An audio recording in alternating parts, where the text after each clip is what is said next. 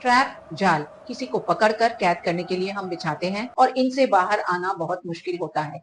आज हम जानते हैं कुछ साइकोलॉजिकल ट्रैप्स के बारे में और उनके लिए हम क्या कर सकते हैं।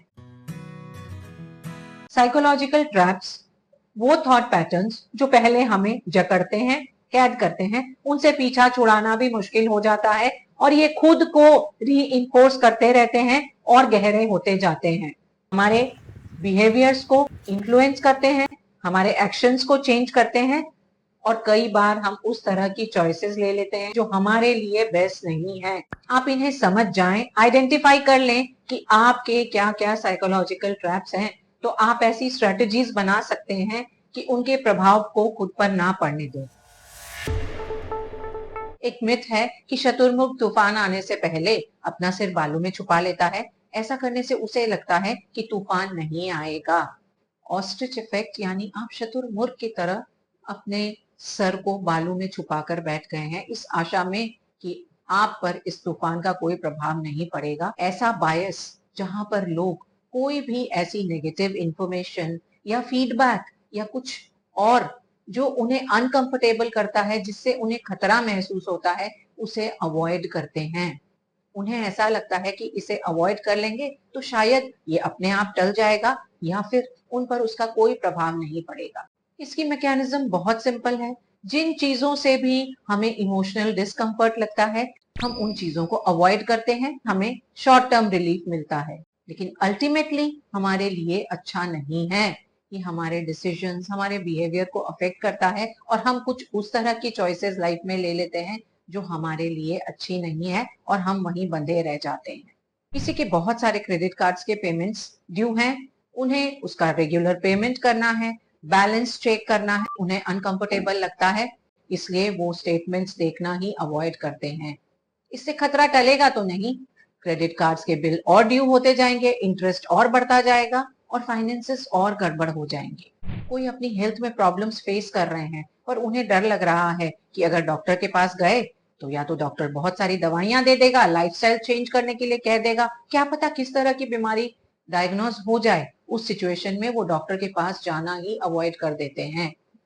तब क्या उनकी हेल्थ अपने आप सही हो जाती है? नहीं, अवॉइडेंस उन्हें सिर्फ टेम्परेरी रिलीफ दे रहा है। ऑस्ट्रिच इफेक्ट के प्रभाव को कम करने के लिए वो सारी सिचुएशंस जो आपको थोड़ी खतरे में डालती हुई महसूस होती है, आप अनकंफर्टेबल हो जाते हैं, उन्हें रिव्यू करें, उन्हें अवॉइड ना करें।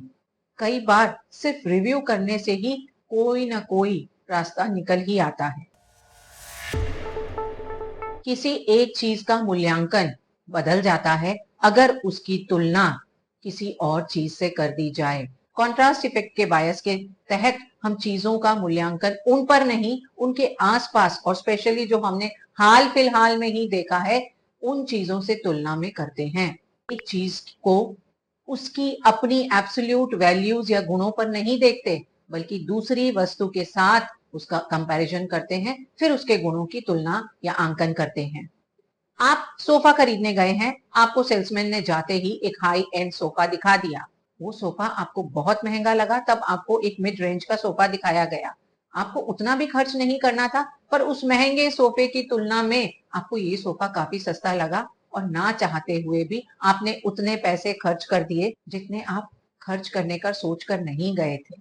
इस कॉन्ट्रास्टिंग इफेक्ट के कारण आप चीजों को बेहतर या खराब पाते हैं और जरूरत से ज्यादा पैसे खर्च कर देते हैं या फिर ऐसी चॉइसेस कर लेते हैं जो आपके लिए बेस्ट नहीं है। कॉन्ट्रास्ट इफेक्ट को कम करने के लिए जब भी आपको कुछ डिसीजन लेना हो, कुछ चॉइस करनी हो, उस समय आप अपने क्राइटेरियाज बहुत क्लियर रखें कि आपको क्या चाहिए और आप उसी तरह की चीजें देखें ताकि आप उन्हें ही इवैल्यूएट कर सकें, कंपेयर नहीं।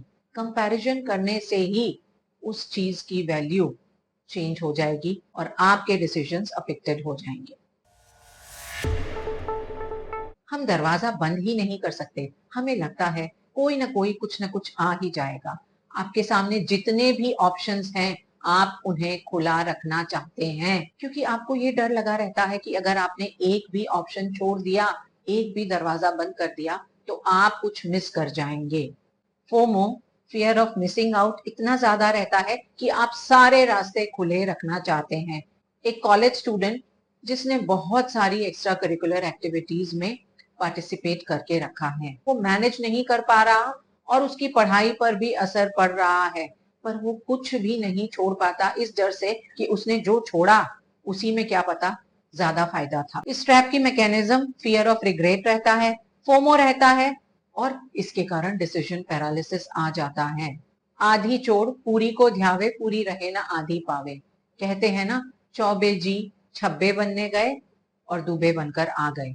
क्योंकि आप किसी भी एक चीज में फुल फोकस एंड कमिटमेंट नहीं देते तो आपके लिए बहुत मुश्किल हो जाता है सारी चीजों को एक साथ मैनेज करना, और जो मीनिंगफुल चीजें हैं वही कहीं पीछे छूट जाती हैं। इनएबिलिटी टू क्लोज डोर्स ऐसा साइकोलॉजिकल ट्रैप है जिसमें ना फंसे। आप चेक करें कि आप क्या करना चाहते हैं, आपके लिए क्या बेस्ट है, उसी ऑप्शन को अपने साथ रखें, उसके आसपास के ऑप्शंस को हटा दें। ये सोशल नॉर्म्स के कारण होता है। हमें ऐसा लगता है कि हमारा दायित्व है कि किसी ने कुछ किया है तो हमें बदले में उसके लिए कुछ करना जरूरी है, और इस ऑब्लिगेशन के कारण कई बार हमारा मैनिपुलेशन हो जाता है। उन चीजों के लिए राजी होना पड़ता है जो हम नहीं करना चाहते।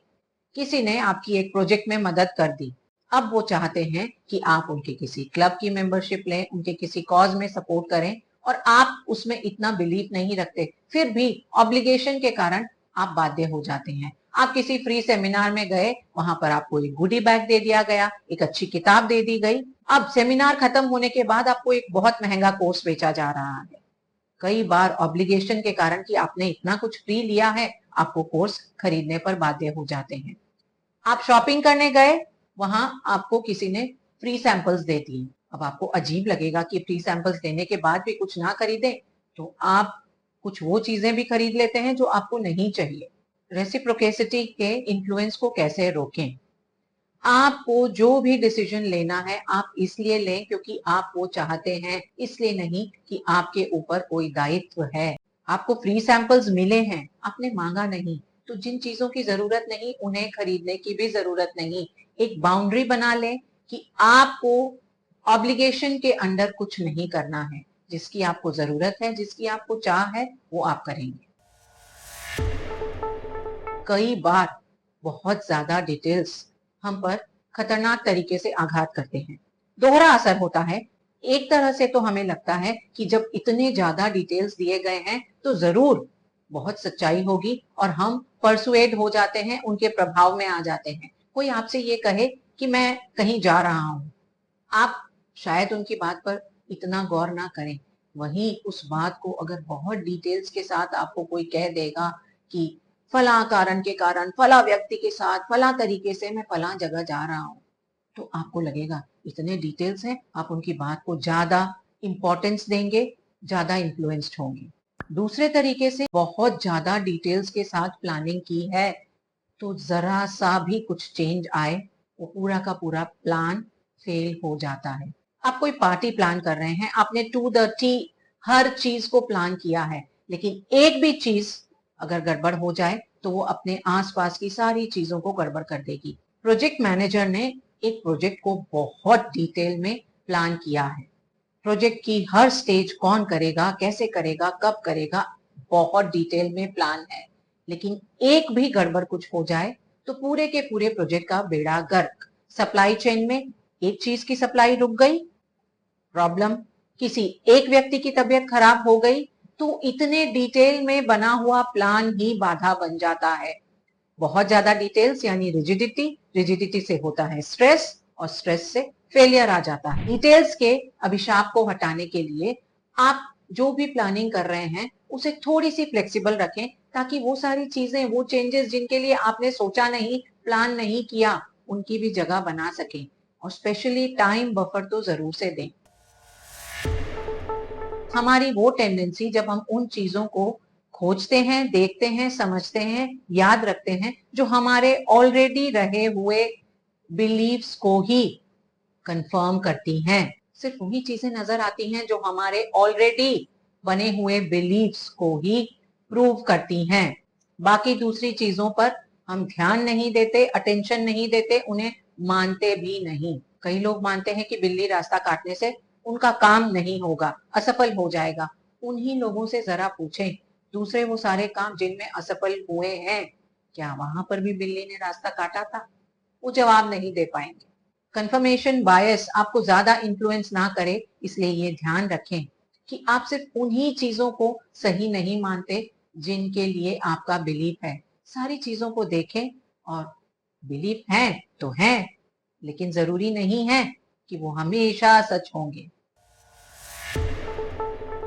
आप कुछ कंटिन्यू कर रहे हैं इसलिए नहीं कि आपको उसमें और ज्यादा फायदा नजर आ रहा है। आप इसलिए कंटिन्यू कर रहे हैं कि आपने उसमें ऑलरेडी बहुत कुछ इन्वेस्ट कर दिया है। तो साफ साफ नजर आ रहा है कि इस काम में जो आप कर रहे हैं इतने लाभ की संभावना नहीं है। अभी आपके लिए ये बेस्ट नहीं है, फिर भी इसे आप छोड़ नहीं पा रहे, क्योंकि आपने अब तक इस पर जो लगाया है उसे आप वेस्ट नहीं करना चाहते।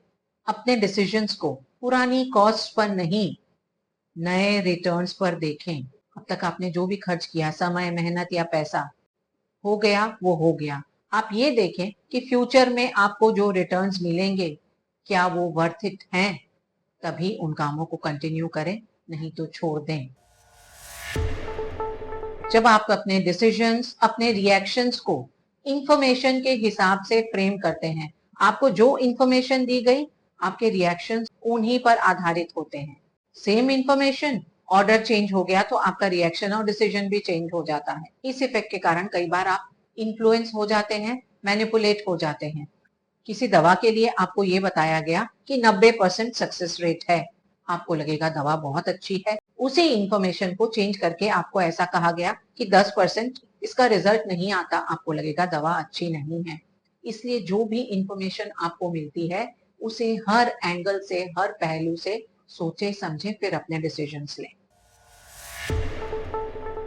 आपकी सारी सफलता, सारे अच्छे रिजल्ट्स आपकी मेहनत के कारण, आपके एफर्ट्स के कारण, और जो कुछ भी सही नहीं हुआ उसके लिए एक्सटर्नल फैक्टर्स जिम्मेदार। एग्जाम्स में अच्छे ग्रेड्स आए तो आपको लगता है कि आपकी मेहनत के कारण, और अच्छे ग्रेड नहीं आए तो आपको लगता है पेपर्स बहुत कठिन थे। आप दो चीजों को देख रहे हैं, उनके बीच में डिसीजन लेना चाहते हैं, एक तीसरी चीज को इंट्रोड्यूस कर दिया जाता है जो शायद इतनी ऑप्टिमल नहीं है, इनके अलाइनमेंट में भी नहीं है, लेकिन उस तीसरी चीज के कारण आपका नजरिए के कारण आपका डिसीजन चेंज हो जाता है। आप शैम्पू खरीदने गए, 500 ml की बोतल का दाम 200 रुपए, 1 लीटर की बोतल का दाम 400 रुपए। तीसरा साइज इंट्रोड्यूस किया गया 750 ml, जिसका दाम है 350। 750 ml के मुकाबले आपको 1 लीटर वाली बोतल बहुत सस्ती लग रही है और आप उसे ही खरीदेंगे, जबकि 500 ml और 1 लीटर की बोतल के प्राइस में कोई डिफरेंस नहीं है।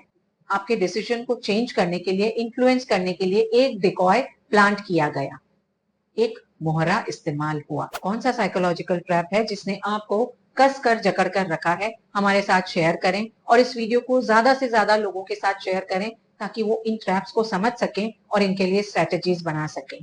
Thank you for watching the video. It's Varsha saying bye bye for now.